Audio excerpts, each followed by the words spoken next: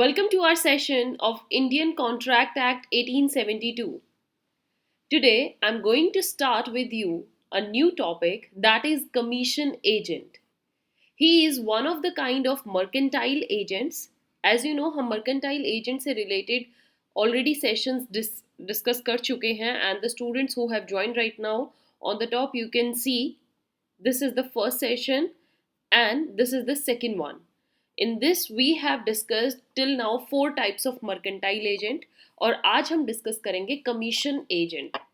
Commission agent क्या होता है, इसका क्या काम होता है, again we will see his liabilities. All this is very important. अगर आप लॉ ऑफ एजेंसी समझ रहे हैं तो एजेंसी के अंदर जितनी तरीके के एजेंट आते हैं उन सब की जानकारी आप सबको होनी चाहिए. सो कमीशन एजेंट के बारे में सबसे पहले हमें पता चलता है he is an agent who is employed to buy or sell the goods or transact the business for remuneration called commission. ठीक है, जिसको कमीशन मिलता है. एक कमीशन पर जो आपके लिए मतलब आप उसके प्रिंसिपल हुए तो आपने अपने एजेंट को काम दे रखा है कि आपके लिए वो कहीं से भी बाय या सेल करेगा गुड. सपोज आपका जो बिजनेस है उसमें जो भी रॉ मटेरियल आना है या कुछ भी सेल होना है वो सारा जिम्मेदारी इस पर्सन की है. और ये पर्सन फिर कौन हुआ? आपका कमीशन एजेंट, जो कि कमीशन पर काम करता है, बिजनेस की ट्रांजेक्शन्स में हेल्प करता है, लेन देन में हेल्प करता है, बाय एंड सेल में हेल्प करता है. अब कमीशन एजेंट के बारे में सबसे बेहतर और अच्छे से बताया गया है in the case that you can see on your screen. Viscount LC in Laksar versus Cooper. इस केस में हमें बताया गया कि जो कमीशन एजेंट से रिलेटेड कॉन्ट्रैक्ट होते हैं वो 3 कैटेगरीज में डिवाइड है. हर कमीशन एजेंट का रोल कुछ डिफरेंट हो सकता है, तो वो इन 3 कैटेगरीज में से कोई भी अगर एक कैटेगरी में फॉल करेगा तो वो कमीशन एजेंट ही होगा. So let's discuss each category one by one.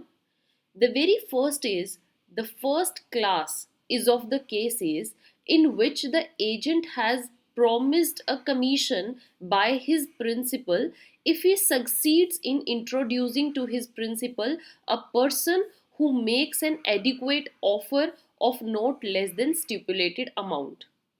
ठीक है, इसको एक बहुत ही अच्छे एग्जाम्पल से समझते हैं. रियल एस्टेट का बिजनेस. आपने रियल एस्टेट के सुने, जैसे बिल्डर्स होते हैं, है ना. बिल्डर्स, अब जैसे आपने देखा हो big cities like Noida, Gurgaon, है ना, यहाँ पर क्या है, बिल्डर्स ने अपनी अपनी बिल्डिंग्स, रियल एस्टेट बिल्डिंग्स बहुत बड़ी बड़ी बनाई हुई हैं, उसमें बहुत सारे फ्लोर्स होते हैं. तो उसके लिए क्या करते हैं, क्या उन बिल्डर्स के पास, क्या वो एक एक पर्सन के पास जाकर खुद कहेंगे कि हमारे इस बिल्डिंग में ये फ्लोर है, आप इसको लेना चाहेंगे, इसका ये पर्टिकुलर BHK है, आपको इतने प्राइस पे. ये बिल्डर का काम नहीं होता. बिल्डर का काम होता है बिल्डिंग खड़ी करना और उसके बाद उसको वो देता है अपने अंदर एम्प्लॉयमेंट देता है कमीशन एजेंट्स को.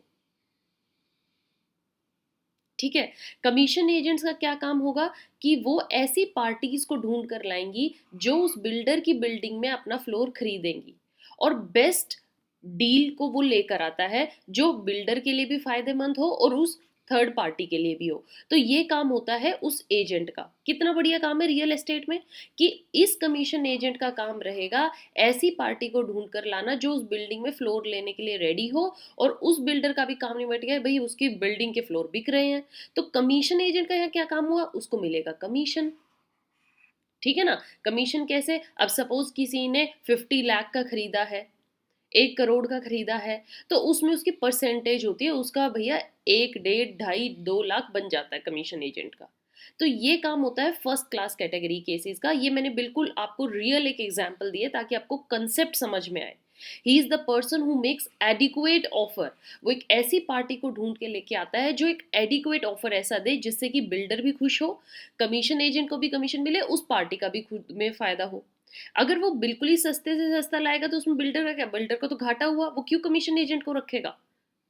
सो the agent earns his commission for introducing to his principal a person agent का यही कमीशन होता है कि वो एक ऐसे पर्सन या ऐसी पार्टी को ढूंढ के लाया है अपने प्रिंसिपल के लिए जो उसको बढ़िया ऑफर देगी, जो उसका सामान खरीदने के लिए रेडी है। ये मैंने जस्ट एक रियल एस्टेट का एग्जांपल दिया, ऐसे बहुत सारे बिजनेसेस हैं जिसमें कि एक पर्सन अपना कुछ सामान बेचना चाह रहा है, बट वो डायरेक्ट डील ना करने की बजाय एक एजेंट को अपॉइंट कर देता है, और उस एजेंट का काम है कि वो बायर्स को लेकर आता है सामान खरीदने के लिए, who are willing to purchase the goods या प्रॉपर्टी एक अमाउंट पर। अमाउंट होती है, उस अमाउंट से कम आए तो उसमें कोई फायदे वाला सौदा नहीं है।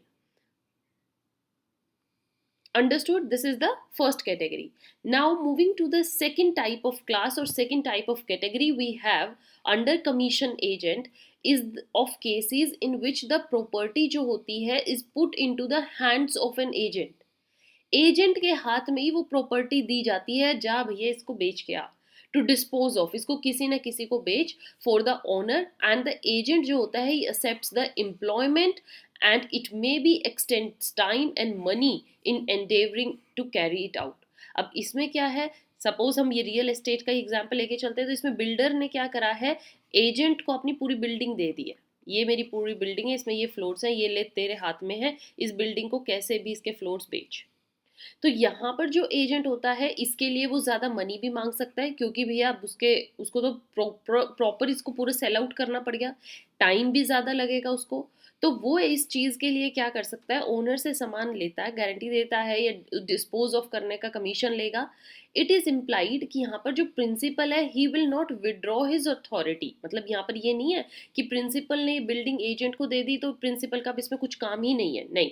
Principal will not withdraw his authority until a purchaser has been found by the agent, जब तक कि एजेंट को कोई मिल नहीं जाती पार्टी उनको खरीदने के लिए।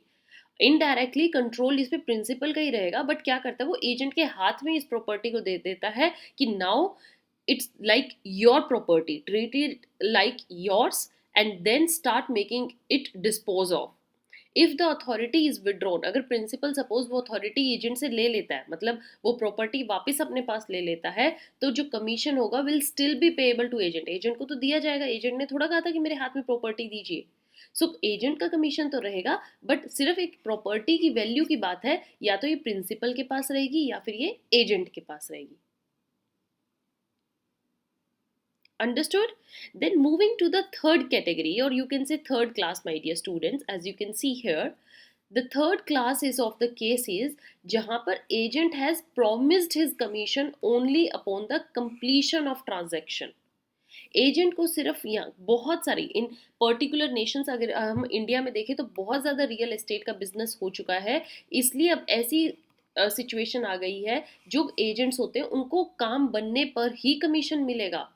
अगर उन्होंने कोई फ्लोर सेल करवाया, बिल्डर के लिए कोई फायदे की डील लेकर आए, पार्टी लेकर आए, तभी उन्हें कमीशन मिलेगा, otherwise there is nothing in that employment.